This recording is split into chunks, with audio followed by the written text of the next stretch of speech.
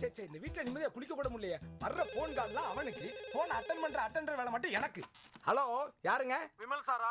ஆமாங்க, நீங்க யாரு? நான் உங்க வீட்டுல வேலை பார்க்குற அலமேலோட அப்பா அருணாச்சலம் பேசுறேன். சொல்லுங்க.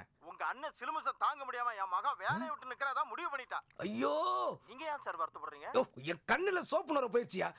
உன் பொண்ணு அவனை ஒரு மூஞ்சில ஒரு எத்த வேண்டியதானே? அதை விட்டு எதுக்கு வேலை விட்டு நிக்கணும்? ஐயா உங்களை சரி சரி சரி, ஓகே ஓகே ஓகே. உன் பொண்ணுக்கு நானே தாய்லாந்து நல்ல வேலை வாங்கி தரேன். Okay thanks sir. ரைட். ஏன்னா நீ ஏத்த வீட்டுல பிறந்திருக்கலாம், பக்கத்து வீட்டுல பிறந்திருக்கலாம், ஏன் நம்ம அப்பனோட சின்ன வீட்டுல புள்ளையா பிறந்திருக்கலாம். எனக்கு ஏன்டா அண்ணனா வந்து பிறந்த கர்மம் பிடிச்சவன். இன்னையோட நம்ம வீட்டு வேலை விட்டு நிக்கிற வேலைக்கார பொம்பளைங்களோட எண்ணிக்கை 27. அதுல 4 கிளவிடா, 4 கிளவி. மூஞ்சி முழிக்கிறான் பாரு. போண்டாவாய் மாடு மாதிரி மேய்ஞ்சிக்கிட்டு இருக்கியே, இவ்வளவு திட்டுறனே, உனக்கு வெக்கமா இல்ல? உனக்கு வெக்கமா இல்ல?